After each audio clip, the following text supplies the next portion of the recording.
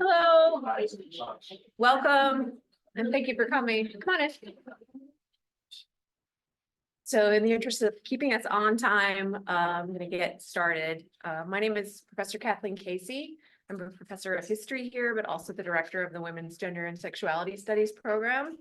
I'm so glad you're here with us tonight. This is our sixth speaker in our year-long series of interdisciplinary talks around the theme of the body.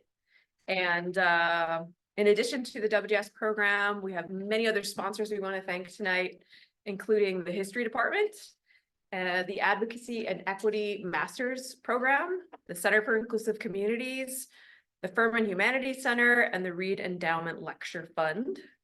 March is, of course, Women's History Month, so tonight's presentation will directly engage with that theme, illuminating how American women have used their bodies as political tools of resistance.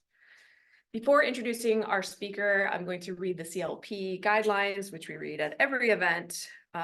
So you probably have it memorized by now, but CLP events are part of the university's Cultural Life program, which provides opportunities for students to participate in a variety of educational and enriching cultural experiences. Through these events, students encounter a spectrum of issues, ideas, opinions, and artistic expressions from various disciplines and cultures. CLPs invite meaningful dialogue, leading to a healthy understanding of and respect for differences. The views and opinions expressed in this program are those of the speakers and do not necessarily reflect the positions of the university. All participants are expected to display respect for the presenters, keep an open mind in the presence of new ideas, and conduct themselves with civility. In turn, all presenters are also expected to encourage productive and responsible conversation consistent with the mission of the university. Please make sure you silence all your electronic devices so we don't have any interruptions. We appreciate that. Now to our esteemed speakers. Dr. Victoria Wolcott is a professor of history and the director of the Gender Institute at the University of Buffalo. She's a widely published expert on 20th century United States history, African American history, gender and sexuality, and urban history. Dr. Wolcott earned her PhD at the University of Michigan, and she has since published 3 monographs, including Remaking Respectability, African American Women in Interwar Detroit, Race, Riots, and Roller Coasters, The Struggle Over Segregated Recreation in America, and most recently, Living in the Future, Utopianism and the Long Civil Rights Movement. She's also the author of 10 journal articles and has published in the Washington Post, Salon, The Conversation, Refinery 29, many other places. She's given talks all over the world and is the recipient of several awards, including most recently, the Best Book in New Deal History, the Elise M. Boulding Prize in Peace History, and a prestigious fellowship from the National Endowment for the Humanities.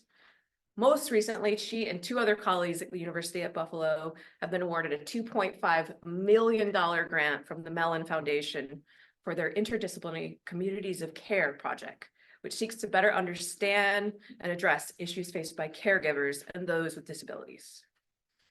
For the last 10 years, Dr. Wolcott has also been a distinguished lecturer for the Organization of American Historians and has taught many courses. I won't go through the whole list because there's too many.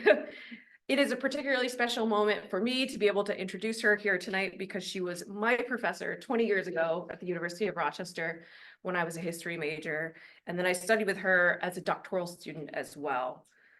Her 4th book, The Embodied Resistance of Rosanna Robinson, examines the life of an African-American pacifist, athlete, and civil rights activist during the Cold War. And Dr. Wolcott's talk tonight is related to that project and is entitled The Resistant Body, Female Hunger Strikers in the 20th Century. Please give her a warm welcome tonight.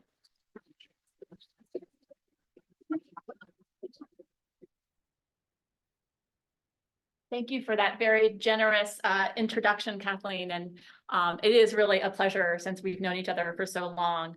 And you are all very lucky to have Kathleen Casey here at Furman. She's clearly doing remarkable things here. I also want to thank Sarah Cochran for being incredibly organized and making everything incredibly easy. And of course, for all of you too, for coming here today. So as Professor Casey said, this is part of a larger project, or kind of a piece of a larger project, which is a biography of a pretty not well-known activist, pacifist, civil rights activist, but also an athlete in the Cold War era in the United States. But one of the things that Rosianna Robinson really deployed often was the use of the hunger strike when she was imprisoned for tax refusals, I'll talk about, and also for her civil rights activists. So I wanted to do a deeper dive into the history of hunger striking, particularly as it relates to women's history and gender history.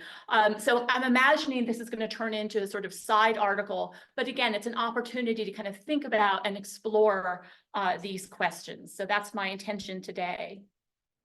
Okay, I have been forcibly fed. This is the first line written by the feminist journalist and modernist author, Juna Browns, in her 1914 article for the New York World magazine.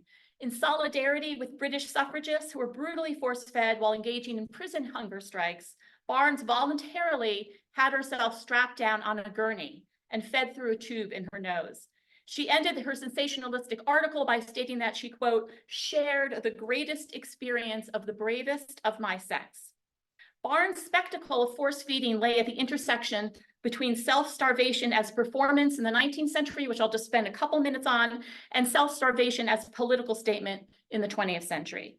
Barnes also brought from England the spectacle of force feeding a female body to an American audience.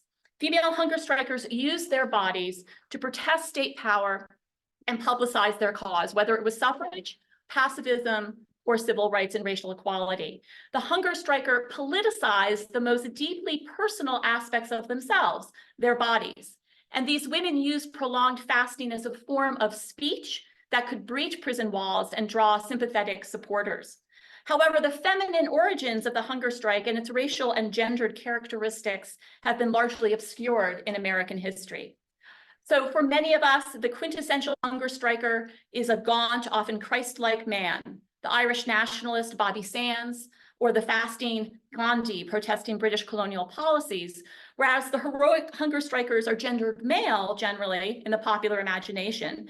Self-starvation, such as fasting or anorexia nervosa, tends to be gendered female. But in reality, it was women who innovated the modern hunger strike through bodily suffering in the cause of suffrage. And radical pacifist women carried out hunger strikes in the cause of civil rights and peace. These unruly women violated social norms and negated Western images of virtuous and motherly women. Because food is central to embodiment, and because prison takes away the control over one's body, the refusal to eat is an expression of autonomy and a rebellion against that control. So the hunger strike emerges as a kind of potent weapon of the weak in the early 20th century. There are earlier versions of hunger striking in Russia, Ireland, and India. And horrifically, the dental instrument, the speculum oris, was used to force feed enslaved Africans who sought death by refusing food during the Middle Passage. By the 19th century, doctors also were using force feeding asylum inmates who were hunger striking. And some doctors advocated sustained fasting as a means of health for middle-class Americans. But the hunger strike in its modern political form responded to two major changes in Western history. First of all, the institution of the prison as it developed in the second half of the 19th century meant that prisoners were largely invisible to the outside world. And so imprisoned hunger strikers and their supporters outside the prison, as you'll see, made visible what was invisible. Secondly, the starving body had a newfound power to shock the public in an era when famine was no longer as prevalent in Western Europe and the Americas. So the hunger strike emerges as a distinctive form of nonviolent direct action that uses the body to bring attention to injustice. In the case of suffragists, the public viewed white female bodies as vulnerable and passive, which could elicit public sympathy and horror. Suffragists, in fact, felt that their femininity made them well suited for hunger strikes. As women, they were perceived as selfless, as disciplined, and familiar with self-sacrifice. And the public's knowledge that these largely middle-class white women were starving and being force-fed brought notoriety to the movement. So this is the spectacle that Juna Barnes sought to capture in the pages of the New York World. I'm just going to spend a minute talking about some of the 19th century history before I get to the more modern piece of this. So there's a really long history of Western women using food to assert their power. For example, in the medieval period, women routinely fasted as part of their penitential asceticism. In the modern era, the ability to control their consumption of food also proved crucial in the 19th century for female performance artists. So one example is Molly Fancher. You see this image here, the Brooklyn Enigma is what she was called. She was in a streetcar accident that left her bedridden, and she attracted wide publicity for her claim to no longer need food or drink after the accident. So in the decades that followed, hundreds of people visited her home in Brooklyn to observe her plight, and numerous doctors used her as a case study. And she was not alone in this kind of performance of hunger striking.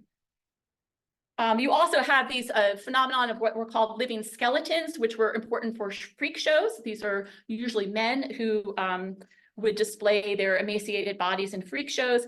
And similarly, the hunger artists were also largely male performers who, unlike the stage performances of the living skeletons, usually displayed themselves in cages and attracted audiences because of their ability to endure suffering. And indeed, there's a famous short story by Franz Kafka from 1922, The Hunger Artists, which illustrates this as well.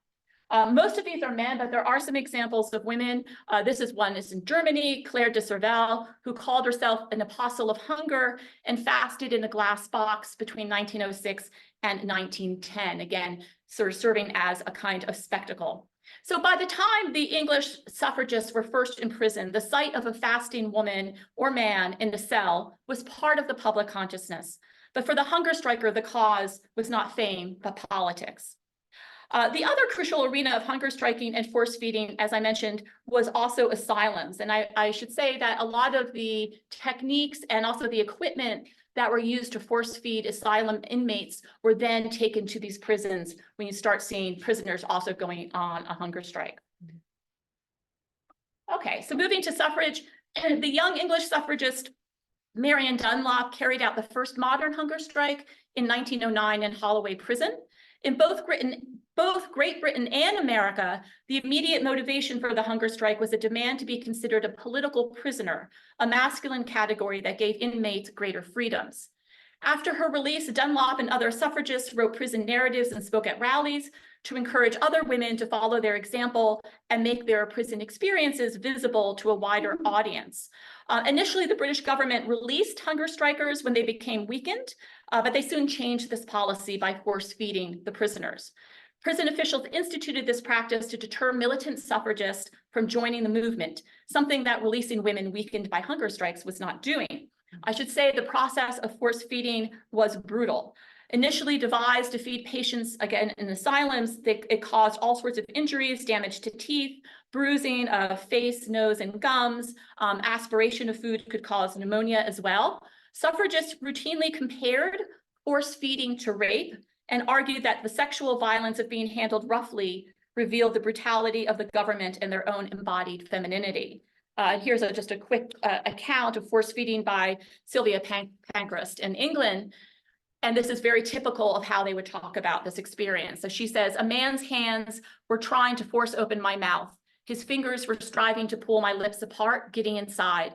I felt them and a steel instrument pressing around my gums, feeling for gaps in my teeth. I was trying to jerk my head away, trying to wrench it free. Two of them were holding it. Two of them were dragging at my mouth. They were trying to get the tube down my throat. They got it down. They left me on the bed, exhausted, gasping for breath and sobbing convulsively." So these kind of lurid accounts of force feeding and large demonstrations in support of the prisoners made visible a form of torture that took place behind prison walls. And I should say also that suffragists directly influenced in England the use of hunger strikes by British colonial subjects in both Ireland and in India. When Marion Dunlop was released from prison after her hunger strike in 1909, she gave a public speech attended by a visiting lawyer from South Asia, who was Gandhi.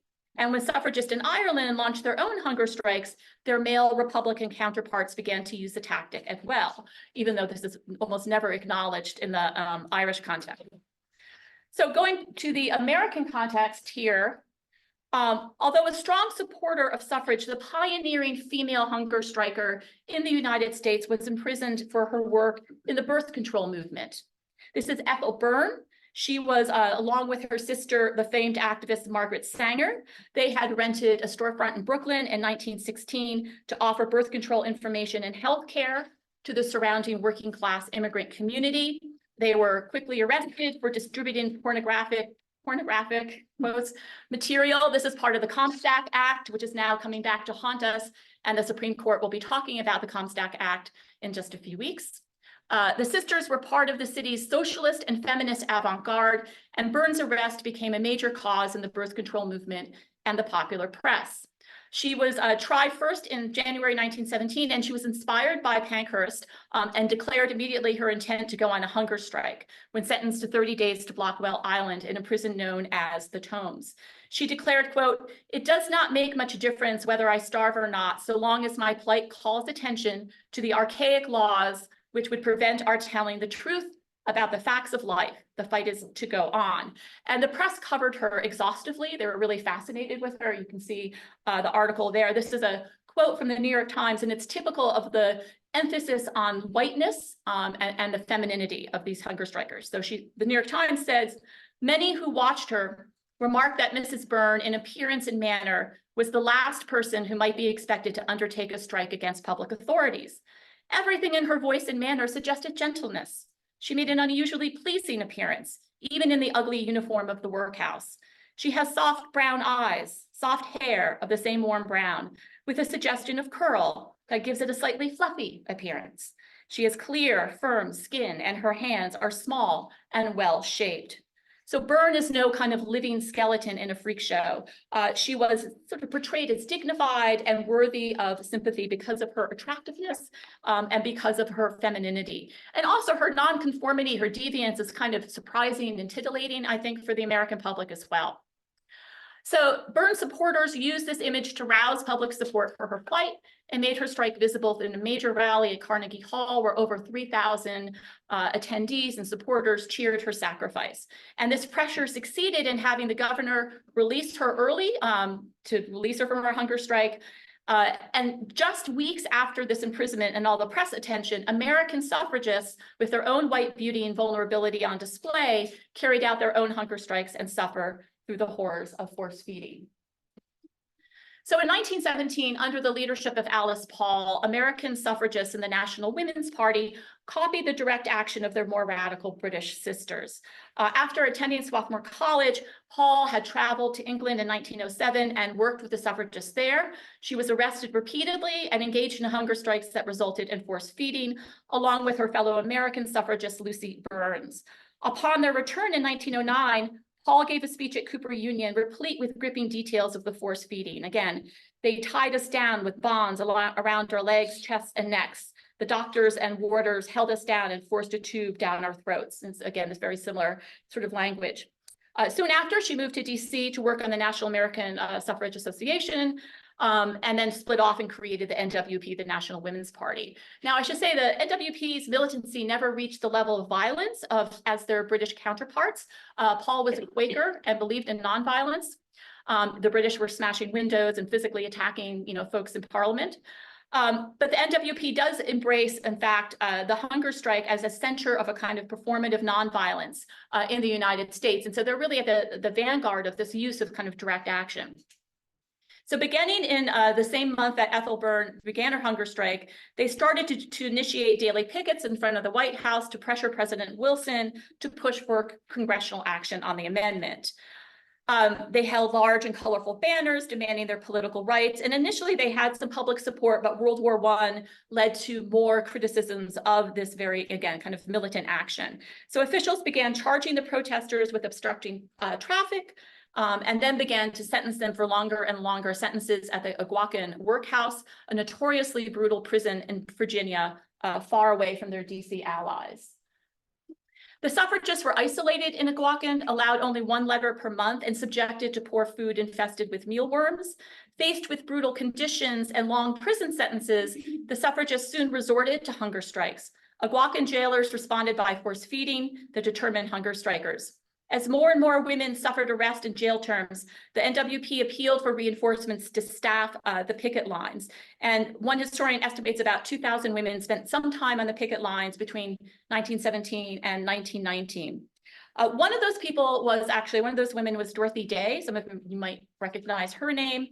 She was working for the radical journal The Masses at the time and went on to found the Catholic worker movement.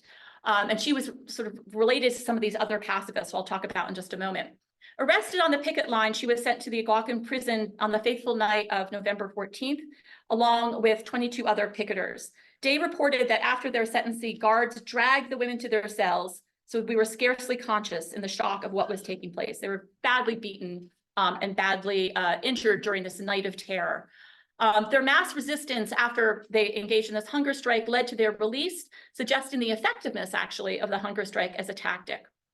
Day reports with 30 determined women on hunger strike, of whom 8 were in a state of almost total collapse, the administration capitulated. So the determined hunger strikers effectively pierced the prison walls with tales of their mistreatment under an authority that did not recognize their citizenship rights.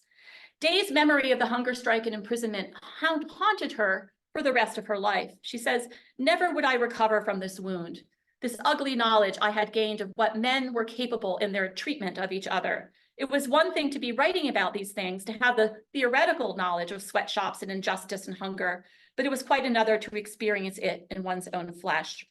Her embodied resistance to the patriarchal prison authorities pushed her towards a more engaged and committed activism, and she was a very influential figure throughout the 20th century. And all of the suffragists, talk about their memories. One hunger striker, Rose Winslow, remarked, "The women are all so magnificent, so beautiful." So in the public mind, the beauty of the hunger strikers contrasted to the ugliness that surrounded them in prison. The suffragist prisoners set themselves apart from the general prisoner population by declaring political prisoner status, as the British suffragists had done before. And they were distinguishing themselves also, importantly, racially, and from the lawbreakers in adjoining cells. So the National Women's Party was essentially an all-white organization, and Alice Paul never agitated for African-American women's rights to vote before or after suffrage.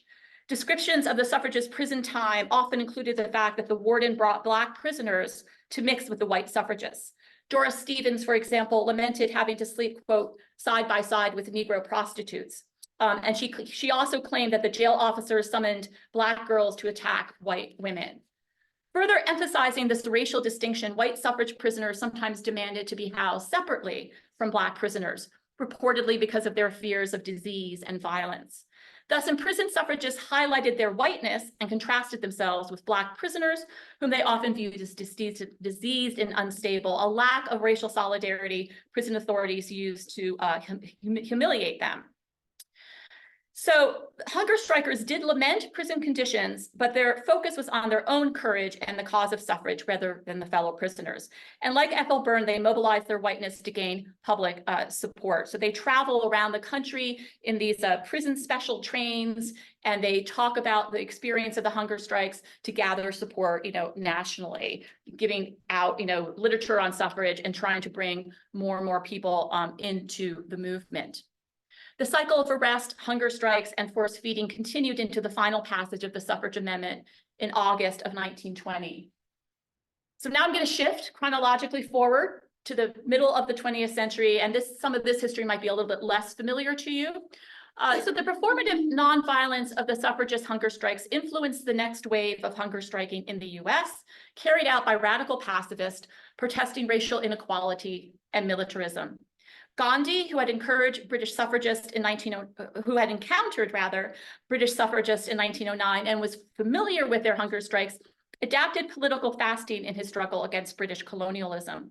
Indeed, Gandhi's emaciated and frail body came to symbolize the spectacle of a colonized India seeking its freedom through nonviolence. And this spectacle attracted pacifists throughout the West who sought out Gandhi's teaching and began to apply them to their own practices and protest. Particularly during the crisis of the Great Depression, pacifists began to view moral suasion as inadequate to address an increasingly militaristic and imperialist West.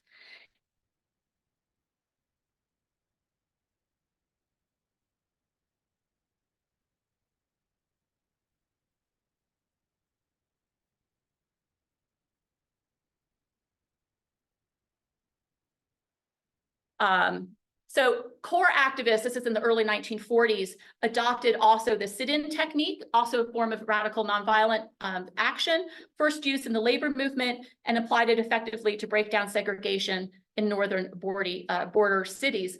And many of these activists lived in communal and interracial cells or ashrams that practiced Gandhi's teaching of control of the senses. So followers of Gandhi wrote popular books that argued boycotts, fasting, and demonstrations were not coercive, but rather consistent with nonviolence because they required self-suffering. Richard Gregg, for example, noted that the nonviolent activist states his readiness to prove his sincerity by his own suffering rather than imposing suffering on the assailant, all male pronouns there. So neither of the popular interpreters of Gandhi really never talk about the suffragists when they write about this. And they write books called things like War Without Violence, using very masculine metaphors to talk about this kind of militant technique. And this is particularly resonant during the events of World War II, which put these teachings to the test. Male pacifists, who were conscientious objectors, spent the war years in civilian public service camps, or in some cases prison, and many carried out hunger strikes to protest racial segregation and prison conditions. So very often very long hunger strikers, right, in this period. The discipline and self-sacrifice demonstrated by these COs, conscientious objectors, belied attacks on their masculinity. They were, in historian Marion Mullen's words, quote, combining the tough physicality of mid-century working class manhood with the stoic ethos of Gandhian protest to forge a manly alternative, who's one of the founders of CORE and spent the war years in prison protesting racial segregation and going on hunger strikes.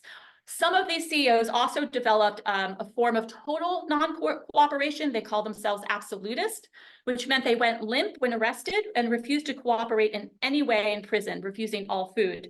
The Black pacifist Wallace Nelson, for example, whose wife would later carry out her own hunger strikes, became increasingly non-cooperative during his hunger strikes against segregation and prison rules. He declares in a 1946 letter to the Attorney General, if you must keep my body in prison, then you must take care of it. I am not going to eat until I am free again.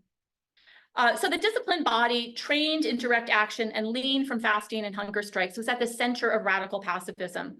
While during the war years, male pacifists took center stage, at the war's end, Black and white women began to actively engage in radical nonviolence, and many became is from this group called the Peacemakers. You can see here a kind of statement of their teachings. This is an organization of radical pacifists that emerges in the mid-1940s. The name, of course, comes from the Bible's Beatitudes. Blessed are the peacemakers, for they will be called children of God. They were committed to communal living, non-payment of taxes, because they didn't want to support any war, ascetic practices such as fasting, and non-cooperation, including hunger strikes upon arrest. Peacemakers were non-hierarchical and formed small interracial communities, again, living in these sort of cells and ashrams. Their practice of tax refusal expressed their opposition to military spending. And this is particularly important for the female pacifists because it allowed them to oppose the military in ways analogous to the COs, right? They're not being drafted, but they can do this kind of action. It also led to the arrest of radical pacifist women who all engaged in hunger strikes. It was this group that would most consistently engage in hunger striking and fasting throughout the post-war period. And then, again, they're also doing fasting during this period, which I can talk a little bit about the difference between fasting and hunger strikes. So absolutist peacemakers also use the hunger strike against segregation. And I talk about this a bit in my second book about recreation. Wallace and Juanita Nelson, the Black couple I mentioned, Wallace Nelson before, lived with the white couple, Ernest and Marion Bromley, in a communal home outside of Cincinnati in the early 50s. This peacemaker cell was fully committed to non-cooperation. When arrested during a campaign to desegregate the local amusement park, Marion Bromley and the Nelsons refused to speak in the courtroom and remained on a hunger strike throughout their imprisonment. Ernest Bromley picketed outside the jail, pushing his infant daughter in a carriage draped with a sign that read, "My mommy is in jail." And this kind of gender inversion is pretty common because they have to earn very little money in order to do the tax refusal. And because women earn such little money, it was often the women who were working and the men who were caring for children at home. And here you can see the really interesting kind of gender reversal as well. Okay, and that brings us to Rosianna Robinson. She was a peacemaker. She spent a lot of time with the Nelsons and the Bromleys. So she spent much of the 1950s engaged in a series of desegregation campaigns with CORE and the Peacemakers, as well as pursuing her career as a track and field athlete. After competing successfully in national meets, the State Department invited her to travel, this is the height of the Cold War, to Russia in a well-publicized goodwill sporting tour. Robinson refused to attend the meet and wrote later, "I thought about all the men and women of the United States lifting their hands and pledging blind allegiance to the militarization and police authoritarianism and propaganda symbolized in the cloth of the country. I was relieved to stay at home." She also refused to stand up for the national anthem during track and field meets, which is very early. Robinson, like other peacemakers, viewed pacifism and the struggle for racial equality as interlinked battles and took an absolutist stand while engaging in nonviolent direct action. So she's going to be total non-cooperation. So it was probably her refusal to participate in meets against the Soviets that brought the full weight of the law against her. In 1959, Robinson received a subpoena from the Department of Internal Revenue stating that she must appear in court for non-payment of taxes. In defiance of the court order, Robinson simply ignored the subpoena. What followed was a dramatic series of events that really captured the attention of pacifists and civil rights activists around the country. So officers come to the community center where she's working, this is in Chicago, and she just ignores them and walks away. Robinson remembered, "I wasn't going to contribute my body for incarceration any more than I would contribute federal income taxes for militarization." The marshals called for backup. 10 officers handcuffed Robinson and carried her to a wheelchair as she continued to refuse to cooperate. When taken to court, she was carried before the judge and deposited on the floor before being sent to the county jail. There, she was placed in a hole or a cell reserved for recovering addicts. It was very hot, extremely uncomfortable. When 2 matrons asked her to remove her clothes, she refused. They forcefully stripped her and dressed her in a cotton dress. She also refused all food and water. So when she's brought back to the court the following day, these are some upsetting images, again in a wheelchair, she would not speak to the judge or follow his instructions, and then she's sent back to jail. Within days of her arrest, mass picketing outside the jail by peacemakers and other activists began around the clock. So like the suffragists, these activists were trying to work to make her hunger strike visible through daily pickets and press releases. After 6 days, the warden sent Robinson to the Public Health Service hospital. There, 4 men and 2 women struggled to pin her down, eventually placing her in a straitjacket. So this is when the force feeding begins. For the next 12 days, she was constrained and force-fed, often gagging, sometimes bleeding out her nose. Eventually, she was strapped to a gurney. Actually, this is an image of the picketing outside.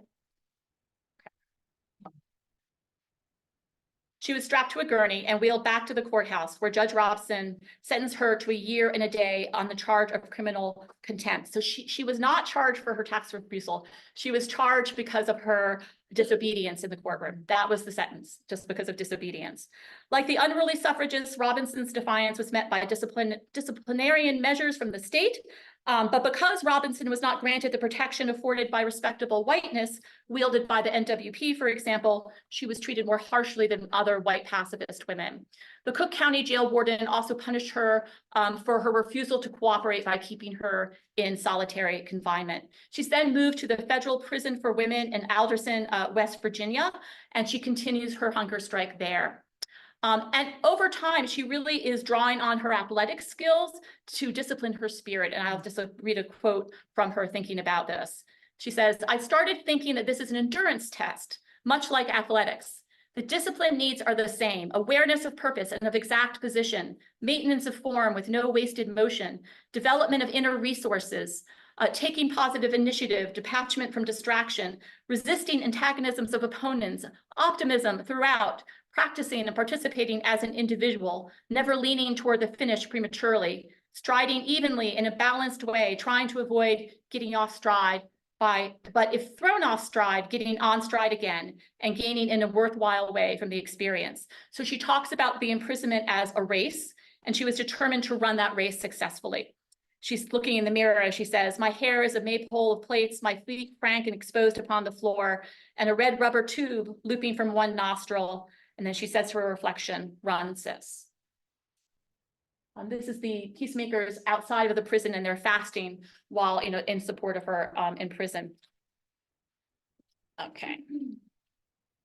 So, and Robinson goes on to say that freedom is a state of mind and leaves no space for anxiety over wires and walls and locked doors and warping prison rules and strategy. And she talks really openly about using her body in this way while she was in prison. And I should say that the civil rights activists during this period, including SNCC, are not using these same tactics of total non-cooperation. So this was a smaller group that was doing this. After persistent picketing and increased publicity, authorities released Robinson from prison. In a final act of defiance, she refused to board the train at the station where prison guards had driven her, and she jumps out into the car with the jubilant peacemakers who awaited her appearance. Together, they drove to the home of a sympathetic Black family and broke their fast with milk and fruit juices. It was the first sustenance Robinson had voluntarily imbibed for over 115 days. "My imprisonment," she wrote, "has been the ugliest and most beautiful of my experiences." And that's also, that language is kind of familiar. Robinson and the Nelsons, she goes and lives with the Nelsons in Philadelphia, were arrested again the following year in the cause of desegregation. They were traveling from DC to Philadelphia, and there's this Route 40 highway, which had become notorious for segregation policies and would often trap African diplomats who were subjected to segregation. So this is already a pretty embarrassing situation. So they were arrested trying to go to a restaurant on Route 40. They immediately go limp and refuse to follow the authorities' orders. When they would not eat for 2 weeks in jail, a judge sent them to a local mental hospital. This is pretty common as well. The superintendent there said they're perfectly sane, and eventually they're released. But this act of conscience helped spark CORE to launch a major freedom rides along Route 40. So for the Nelsons and Robinson, pacifism and civil rights work were deeply intertwined. The same state that was building up a nuclear arsenal was also condoning racial apartheid. Both were violent systems that, in their mind, could be challenged through radical nonviolence and non-cooperation. Along with Marion Bromley and Juanita Nelson, Robinson challenged mainstream gender roles in the movement's culture of masculinity through their courage on the front lines of nonviolence. But as Black women, Robinson and Nelson stood apart in some ways from their fellow travelers and certainly from the NWP suffragists. For example, their experiences contrast with Marjorie Swan, a white mother of 4 who spent 5 months imprisoned in 1959 for civil disobedience and served as the model for maternalist pacifism, for example, the Women's Strike for Peace. So she was a white middle-class mother who arrived at the demonstration in pearls and heels and got a lot of sympathy from the public. So that title of this Red Book, this is from Red Book, says "You are a bad mother," but actually the article is very, very sympathetic to Marjorie Swan. So Robinson's brutal treatment in prison, her force feeding and solitary confinement, as well as her long sentence, stand in contrast to Swan's experiences in public betrayal. However, as a fellow peacemaker, both Robinson and Nelson actually looked after Swan's children while she was in prison, which is sort of an interesting twist. So finally, with the onset of the Vietnam War and rise of both the counterculture and multiple social movements, fasting and hunger strikes became increasingly widespread. Black prisoners at San Quentin Prison, for example, engaged in hunger strikes after the death of Black Party Panther leader George Jackson. Perhaps the best known political fast took place outside of prison when Cesar Chavez refused food for 25 days in 1968 in support of the United Farm Workers Union, breaking his fast with the presidential candidate Robert Kennedy at his side. The Black comedian Dick Gregory went on a series of fasts to advocate for progressive causes in the last decades of his life. On one fast to end the Vietnam War, he was joined by pacifist Marjorie Swan. And the revolutionary Black dancer, Katherine Dunham, went on a hunger strike in 1992 to protest the United States government sending back Haitian refugees who sought asylum. More recently, the United States has force-fed prisoners in Guantanamo Bay, which is where this image was taken, beginning in 2002. Like the earlier suffragists, Guantanamo inmates were protesting their classification as enemy combatants rather than political prisoners with rights. American prison authorities also force-fed prisoners protesting solitary confinement and overcrowding in a 2013 massive hunger strike in California. Since 2013, the U.S. Immigration and Customs Enforcement, ICE, has force-fed over 1,000 immigrants detainees in 24 states. This force feeding has included involuntary medical procedures such as forced hydration and forced urinary catheterization. With the outbreak of COVID, more detainees engaged in hunger strikes to protest the unsafe prison conditions as well. And again, this is force feeding continues. So this continued practice of force feeding violates international law and ethical standards. Medical ethicists regard food refusal on the part of prisoners to be an expression of autonomy, not mental illness, and they strongly oppose force feeding.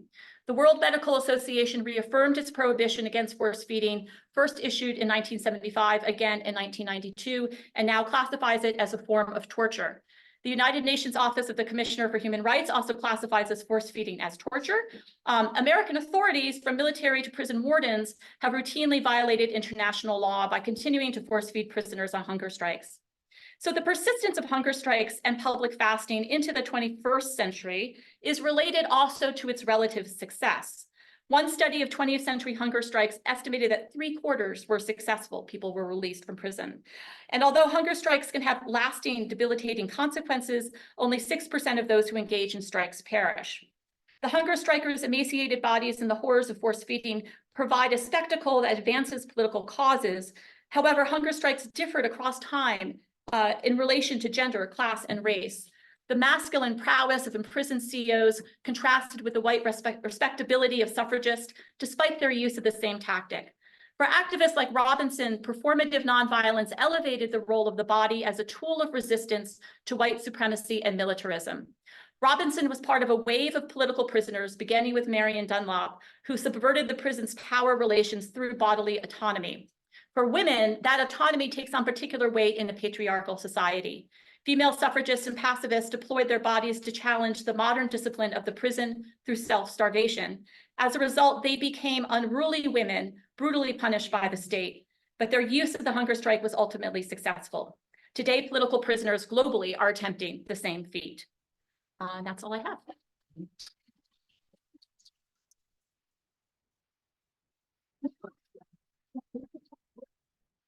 Thank you so much. We have time for some questions and comments. We don't need to show that last image yet. Does anybody? That's pretty grim too, but Yeah, I know, sorry. sorry. Does anybody want to start us off?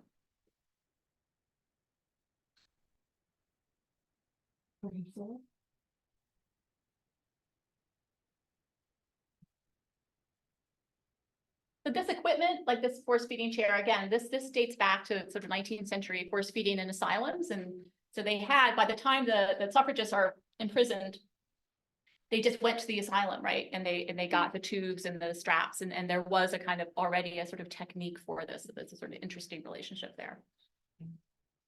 Questions? Yeah.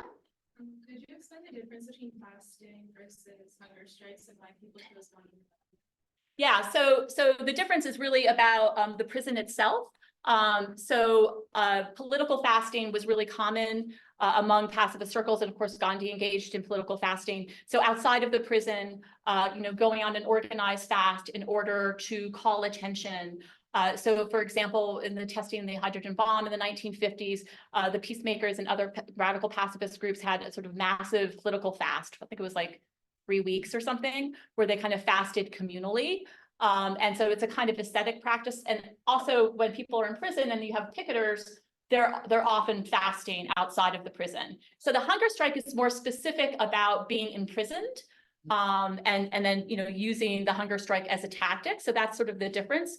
And the kind of total non-cooperation absolutism that the folks I'm talking about, the radical pacifists, engaged in, was not something that was accepted by everybody. And Gandhi himself actually talked about the problematic nature of total non-cooperation, because it was seen by some pacifists as being too aggressive, and that you're supposed to basically be orderly and kind of follow the rules, right? And the absolutists, weren't doing any of that. So there is a division within the ranks of radical pacifists as well. So. And of course, fasting has, all sorts of religious connotations too. There's religion kind of goes all the way through here. I'm fascinated by all that information about Rosanna Robinson and how I would imagine no one in here has ever heard of her or just now. Those courtroom pictures are really. Yeah, they're pretty. What years did that take place? That was 1959-60. Yeah. Okay, so just before SNCC. Yeah. So like the student movement is just about to Yeah, explode. yeah. Where did she learn her tactics? Like, So that's a great question. So she grows up in Chicago, and she first encounters CORE there. That was the city where CORE was founded. And then and she's very involved in she gets a degree, and then she's very involved in her athletic career. And one of her sisters actually goes to the Olympics. And I should say that track and field as a sport, is completely dominated by Black women in this post-war period. So that's another sort of interesting side. So in the early 50s, she starts to go to some of these workshops that CORE is doing, and they have these summer interracial workshops, usually in Washington, D.C. So they're beginning to try to desegregate Washington, D.C. using nonviolent direct action. So, and there's lots of instruction, there's these workshops, there's pamphlets, there's, all this information. So that's what that's basically where she gets it from, working with CORE.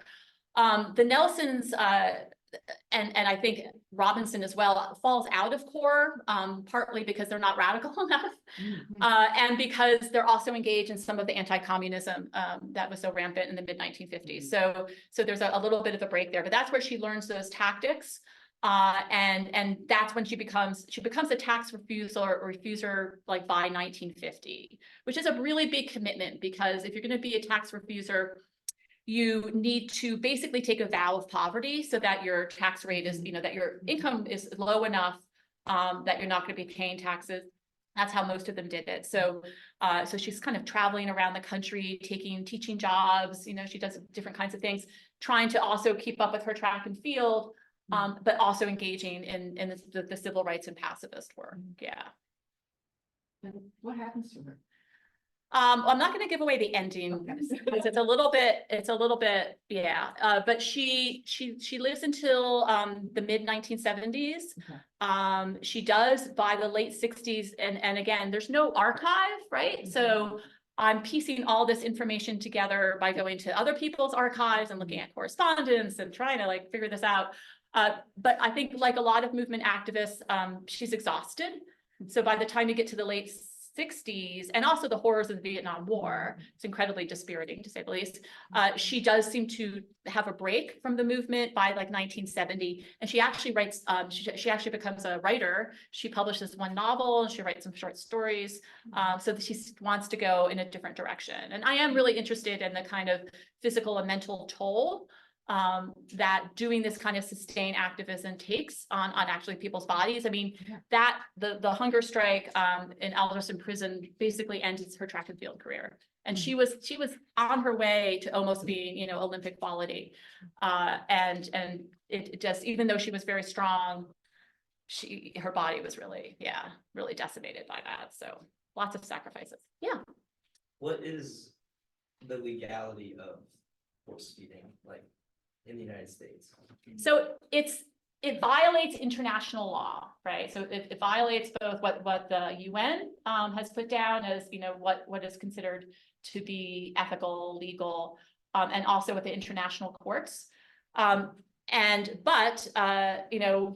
Basically in the US context, they don't abide by international law in that case. So that's a great question, though, and I should look a little bit more into. There's a really good, relatively new book on hunger strikes by Nyan Shah is his name, and he might talk a little bit more about this. But whether any state, for example, ever tried to pass a law, you can imagine a state prison system saying, "Oh, we're not going to do force feeding." It's very, difficult. If you want to have some sympathy for prison authorities here, of course, the difficulty is if you don't force feed and you don't release them, then they die, right? And that's what happened in the case of the Irish nationalists like Bobby Sands. Margaret Thatcher refused to force feed them, and they died. A bunch of them died. So that's, so they're put in this very, very difficult position, the prison authorities, which is why they do the force feeding. Yeah. So it's complicated, definitely. This is a related question. I don't know if you have any answers to this, but I was thinking about, and you just jogged my memory, thinking about people who are working at the prisons at these institutions and those that are, not forced but compelled to participate in force feeding Yeah. because this is their work. Is there any sense of their moral consciousness? I don't know. Did you come across any of that? Yeah, The it's reception to it's a this? little hard to get at. Yeah. I have a little bit of sense about when Rose Robinson was in prison. So she was fed twice a day. And at first she resisted, the total, but then, but the person the nurse essentially who was doing this, they kind of engaged in a dialogue and they kind of came up with a system to make it less painful. So that the nose out, she has a hose like in her nose permanently, to try to make it less, less difficult. Okay. So there is sometimes of some dialogue and she also, Robinson, befriended a lot of the women in the prison. Uh-huh. And she had a lot of sympathy there, I think, among, the matrons and in that prison. But like the COs, it's a great question. And I think that the AM, the American Medical, I believe that they also don't see force feeding as ethical. So I don't know if anybody's in going to medical school and the answer to this question, but that would be great. That would be a kind of interesting question. But there's no sense that there might have been, resistance from employees to Right. stand up for, I think that's difficult. I know it's difficult. I'm just curious, like, I mean, want that I'm thinking to about, come out. I think about, for example, Attica, which I happen to know a fair amount about just because it's actually near where I live. And the prison guards and prison workers in Attica are poor, working class, rural, mostly white, folks who desperately need these jobs. Yes, yeah. And so they're in a very difficult kind of position. Yeah. No, I understand. I just want. Yeah, no, I know. That. There are these People. moments of humanity, like when they're arrested, when Robinson and the Nelsons are in prison after their arrest on the way back to Philadelphia from DC, that whole thing. And the prison doesn't know what to do with them and says that you must be insane, and they send them to the state hospital. And there, the superintendent, like this incredibly kind man, he's like, "Don't worry, we're going to take care of you." Gave them, because they would drink water, gave them as much water as they needed, made sure that they were relatively healthy, even though they were not eating. Listened to their stories. They got all sorts of sympathy from the hospital staff. And then he goes back to the prison authorities and say, they're not crazy, and that actually led eventually to their release. Yeah. So there are these moments of humanity that you do see from time to time. Yeah. Questions? Okay, well, I just have a couple of announcements, but let's thank our speaker.